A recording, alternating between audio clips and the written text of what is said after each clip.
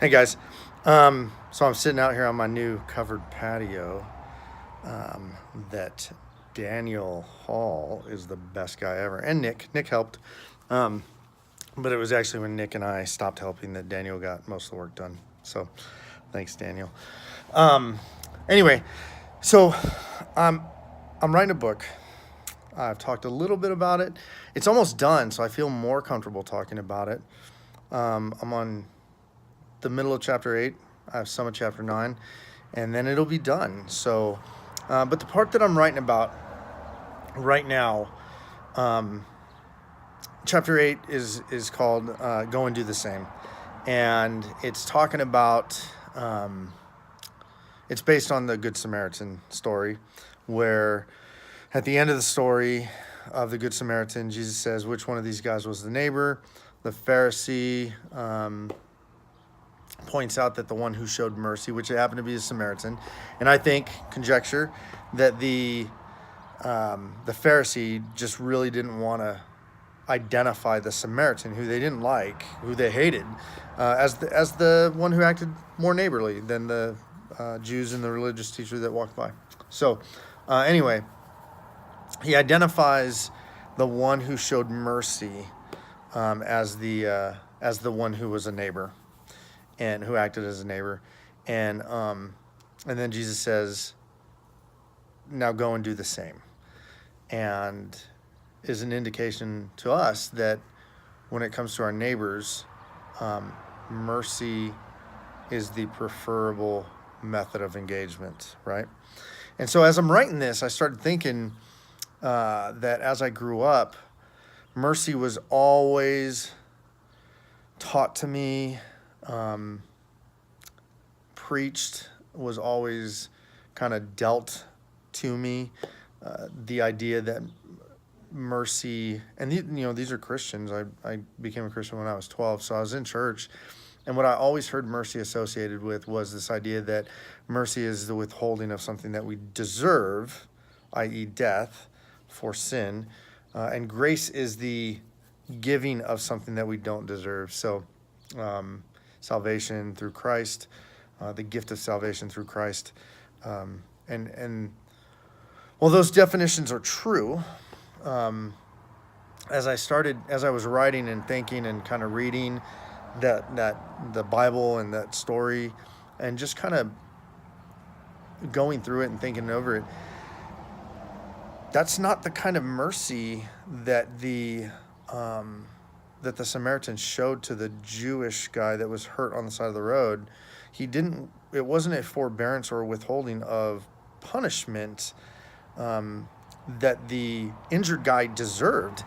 In fact, it was this other kind of mercy. So if you look up mercy, the very first definition that comes up is the one that we're mostly familiar with, where you deserve something, a consequence, a punishment, and the person in authority forbears that, um, uh, doesn't, holds it back and doesn't give it to you.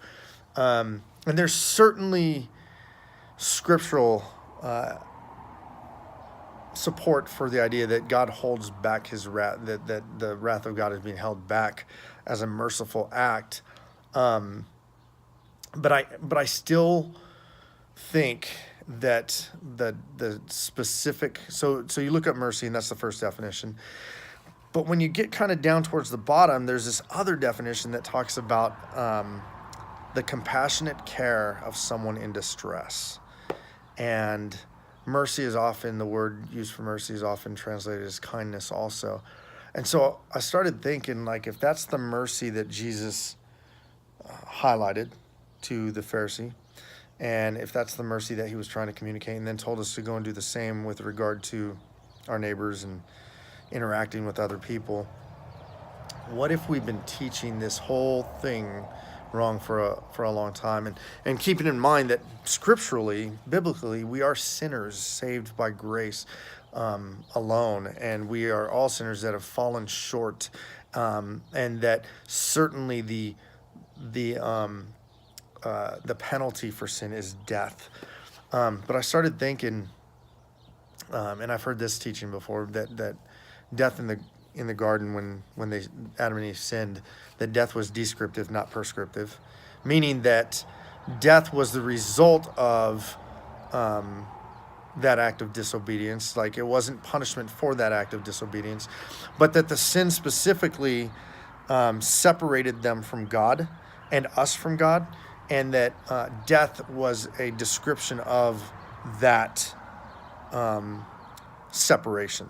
So kind of all that in mind, and I really started kind of playing, thinking through this idea that maybe it's not about what we do. And certainly we make decisions, we do things, and our actions have consequences. But maybe sin is more about this thing that keeps us from God and enslaves us, like the Bible talks about, and holds us in distress. And our separation from God because of sin creates this huge distress in our life. Like, we are people in distress. And God's mercy, his compassionate care, comes in and relieves that distress. That mercy is not about him holding back his punishment, so that we can, we don't get the death we deserve, but instead his mercy is actually a compassionate, kind, caring for us in our distress of separation from him, caused by sin, certainly our own actions, and that of the first Adam.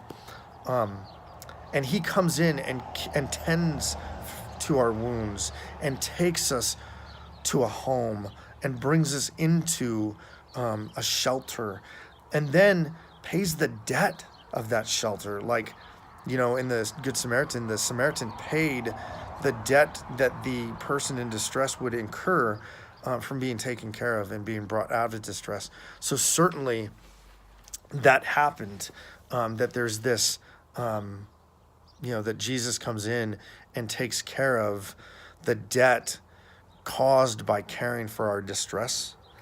And so I was thinking through that. I shared it with a couple people. I tweeted some stuff out, Instagram some stuff out. And I think it's right, and I'd love to hear input on it, but I think it's right, because then I start thinking about the Good Samaritan parable and what Jesus was trying to teach us, and what does that do for us as Christians to change the way that we view God's mercy from a holding back of a death earned and deserved to a compassionate, kind, caring for us in our distress, to bring us out of our distress, to bring us back into union with him, and to close the gap that sin created, that separation that sin created. What does that do for us as Christians when it comes to interacting with other people, our neighbors, other Christians, and God? And I think what it does is it creates, I think that things like hate the sin and love the sinner come out of this idea that your sin separates you from God and you deserve death for it. When in truth, the death that sin brings is, they're joined together. Like, sin brings death, and really it's a separation. The most horrible thing that can happen to us is eternal separation from God. And that's what sin does. Call it, eternal conscious torment in hell, call it annihilation, whatever. It doesn't matter. The point is eternal separation from God. And when we look at other people with that mentality, hey, don't you want God's mercy because you're going to die? We're going to treat them like that, like they deserve something. And it's really going to paint the way we see them. Like, you deserve death. And we're going to mostly, like most of us have, subject them to, we've been subjected to, the need for them to change their behavior. Like, stop acting that way. And if we change and view God's mercy as compassionate, care of someone in distress, then we're going to approach them with kindness as a person in distress that needs the kindness and love of God to bring them back into communion with him. So I just think it's a paradigm shift that's really important. And it helps us to be compassionate towards ourselves because God's compassionate towards us. And so that we'll be compassionate towards other people. And I just, I shared it with Thomas, who co-hosts the podcast, my best friend in the world. And he said something, he said that it stops being, when we change that way of thinking, it stops being about what I can do to be back with God and starts to become about what he is offering us to bring us back. And what he offers is his son. He offers Jesus. And what he offers is love and compassion and kindness and justice and grace. And that invitation back. And he does that. Like, there's not this, you deserve death, and so now I'm going to kill my son because you deserve this. And he's going to, no, it becomes this like, I see your distress. I see your sadness and your hurt and your brokenness. And I see the separation from me that you are plagued by. And here's what I offer. I offer a way back that compassionately tends to those wounds and that brokenness and that separation and brings you gently back.